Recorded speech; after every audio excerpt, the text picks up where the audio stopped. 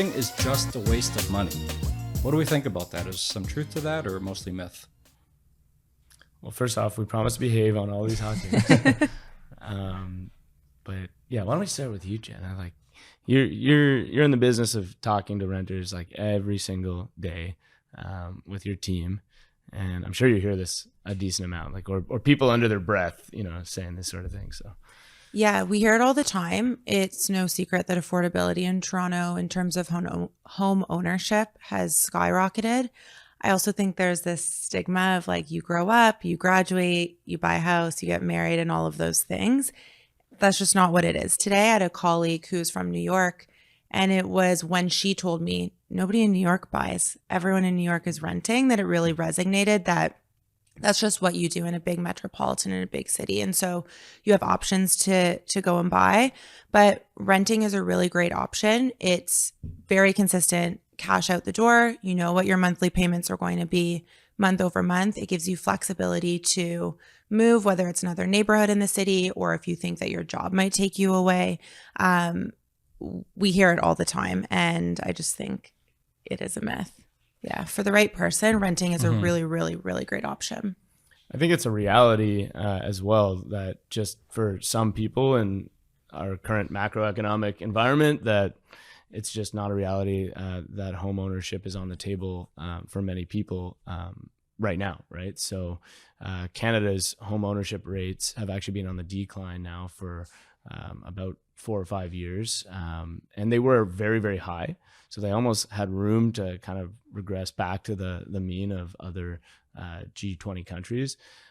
So we're seeing that, but so that means on the inverse, rentership rates are on the increase. And I think it's just a reality that more people need to rent right now based on the economy.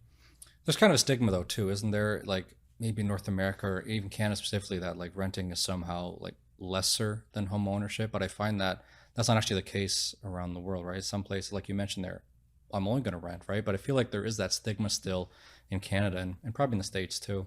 We're seeing it more often now that people do have the choice between buying or renting, and people are opting to rent. They don't want to deal with the maintenance of a property. They want to be able to lock their door and maybe go down to a winter house or a summer cottage, and it's easy. Yeah. Maintenance is taken care of. They're not worried about any of those things that do come with home ownership, any of the other financial burdens. And it is nice to see that people have a choice and are making the choice to rent and kind of reducing that stigma. We'll say it's definitely still prevalent here in Toronto, but we are about 10 to 15 years behind some other major markets where renting is more prevalent. I'd say absolutely, especially on the maintenance side, and especially with Toronto in particular. Our housing stock is really old. These are homes that need a lot of maintenance. I just got hit with some brutal bills, to be honest. I had to re-side the entire back of my house, and I in doing that was told I also need a new roof, and we're talking like $30,000 of unplanned expense, right? So that's one of those benefits. You're a renter, you don't even have to consider that sort of stress whatsoever. I think also on the stigma point, great point.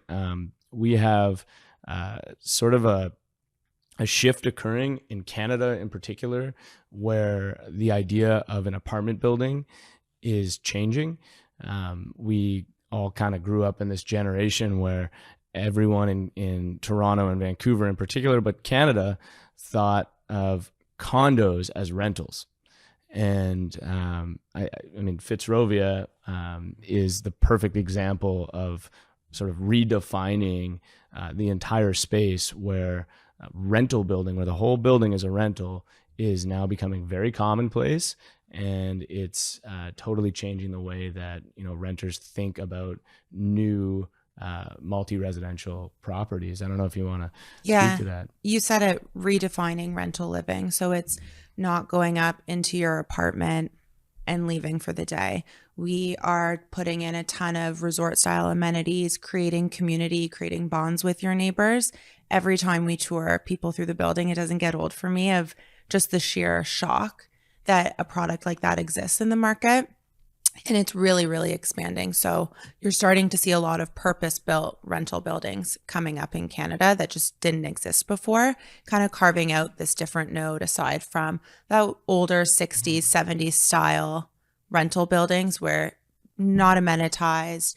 You might have some staff that works at the building, but more working remote or split across a ton of different buildings where they're dedicated. They're there for you. The concierge team knows you by name. You have your property management team, your maintenance team.